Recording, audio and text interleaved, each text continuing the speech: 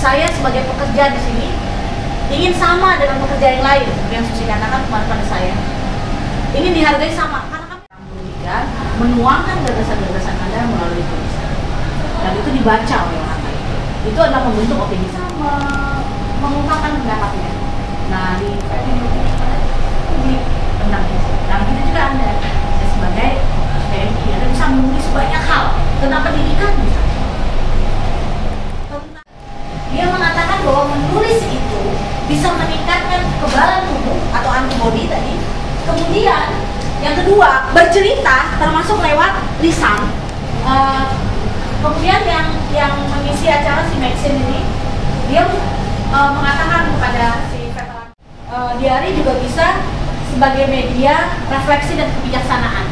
Jadi misalnya waktu saya punya masalah ini dulu, wah ternyata pernah punya masalah ini, saya menyelesaikannya dengan cara seperti ini di diari. Jadi Anda bayangkan kalau diari Anda tulis terus, itu sudah jadi berapa jilid buku, ya? Satu hari setengah halaman juga diari Anda akan cepat habis. Ya, bisa tulis di diari, menghilangkan stres, merencanakan target, menuliskan komitmen, yang gudang inspirasi dan lain-lain. Oke.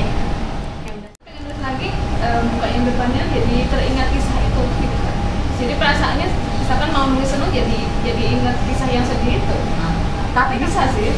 Nah, itu bisa diteruskan. Bahkan kalau novel saja, dari mulai satu novel itu bisa diteruskan jadi duologi, trilogi, tetralogi, nggak selesai-selesai.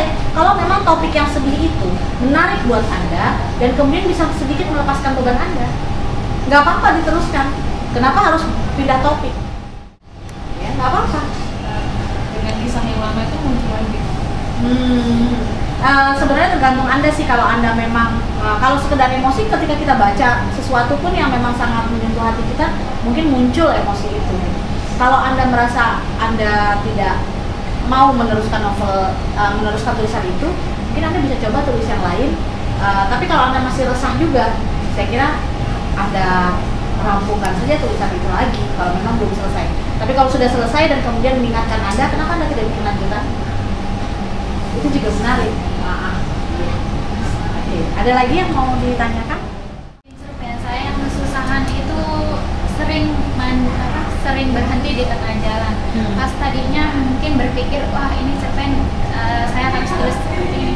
Tapi tiba-tiba di tengah jalan itu berhenti. Nah nanti udah saya diemin dulu, udah beberapa hari yang lalu atau yang bulan gitu. Terus saya buka lagi. Kalau belum melihat tulisan itu, saya bisa meneruskan. Iya, kayaknya punya banyak ide gitu. Tapi begitu udah di depan lagi, macet. Ya, jangankan kamu, hampir semua penulis terkenal di dunia juga mengalami itu. Mbak Helvi juga mengalami itu. Jadi begini, kamu harus menulis sesuatu yang memang kamu tahu kamu mau tulis. Baru kamu depan komputer. Tapi ada juga orang loh yang cuma meraba-raba komputernya aja gitu, terus tahu-tahu pokoknya nunggu deh kuat-kuatan sama komputer biar aku dapat ide, itu juga bisa. Tapi sebenarnya yang taktis adalah ketika kamu dapat ide, kamu selalu siap notes atau di handphone, kamu tulis ide kamu, karena kalau nggak hilang itu satu. Langsung tulis idenya, bawa notes kemana Anda pergi. Kalau nggak ada notes, handphone. Anda mau nulis apa saat itu? Suka dapat ide kan? Kita kan suka dapat ide di saat-saat yang kita nggak tahu, kadang-kadang gini, lagi sholat, Allahu Akbar, tiba-tiba dapat ide. Gila tadi lagi nggak apa-apa nggak dapat ide. Lagi nyuci, lagi masak ya, nyuci masak dapat ide. Lagi nyuci piring dapat ide gitu ya. Nah selesai Anda cuci piring, paling kan dicatat di notes ini sebentar. Catat ini lagi, nanti nyonya manggil kan? Nyonya mau manggil mau apa Anda bisa ini kan, Anda nggak bisa langsung tulis. Tapi paling tidak ide itu mahal loh. Kalau itu ada orang yang idenya diambil untuk sebuah film dihargai bisa ratusan juta. Ide loh, mahal. Jadi Anda kalau dapat ide itu jangan sampai ide itu lepas. Caranya memang Anda harus tuliskan. Ada seorang pengarang terkenal almarhum namanya Kunto Wijoyo. Kemana pun dia pergi dia selalu bawa notes dan pulangnya dia taruh di buku besar. Jadi dia punya buku yang kumpulan ide. Ya, dia menulis di situ. Ide-idenya saja karena ide mahal. Nah, kalau Anda macet di awal mau nulis, ada orang yang tahan-tahanan sama komputer tadi saya katakan. Tapi ada juga orang yang, ya udah tinggal dulu deh. Tinggal dulu, lihat dulu yang hijau-hijau, lihat yang indah-indah, lihat yang cakep-cakep. Ntar balik lagi ke komputer baru. Ya. Tapi kalau seperti Anda kan mungkin waktunya nggak banyak. Iya. Anda harus nulis, Anda cuma bisa nulis di waktu Anda istirahat kan? Yaitu waktu Anda mau tidur, ya, atau Anda libur. Nah berarti kan Anda harus memanfaatkan waktu itu kan? Nah gimana caranya memanfaatkan waktu itu? Ya berarti Anda harus menjaga terus semangat menulis itu, supaya pada saat Anda libur Anda bisa menulis. Pokoknya saya harus bisa. Kalau saya sih nggak begitu suka dengan cara itu, tapi buat penulis pemula mungkin cara waktu ke sekolah SD, SMP, SMA. Caranya adalah membuat kerangka-kerangka. Buat kerangkanya dulu baru. Tapi kalau buat saya sih, orang kadang udah buat kerangka terus saya nulisnya di luar itu, nggak mau suka itu. Ada nggak bisa nyambung sama Iya. Itu kerangkanya Iya. kalian. Atau kalau nggak bikin sinopsis aja, sinopsis bahwa saya mau menulis ini, nanti terakhirnya gini. Jadi ada alurnya. Memang kadang-kadang kita bikin, Misalnya kisah apa, pengalaman saya naik bis atau apa, ada itu saya tuliskan, itu merupakan satu ide. ya. Satu ide, terus habis itu misalnya banyak ide, seperti yang bilang satu notes itu ada beberapa ide, sampai saya kumpulkan, berarti beberapa ide itu satu ide bisa dipakai dibuat satu, misalnya cerpen ya, bisa dibuat satu cerpen gitu, ada berkesinambungan. Bisa.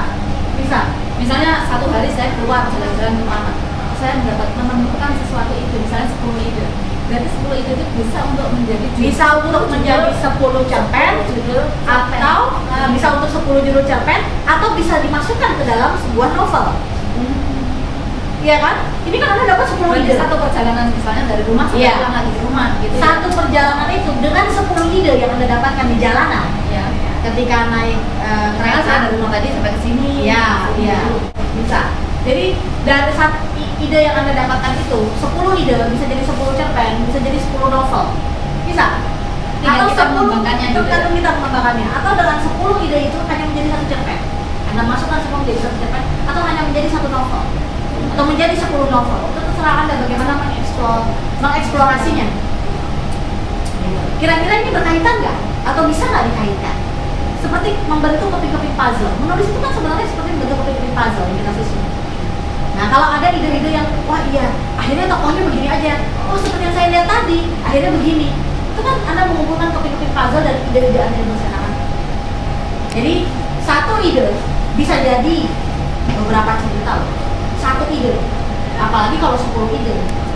Tapi 10 ide pun bisa jadi hanya satu cerita pun bisa. Jadi sangat tergantung pada kreativitas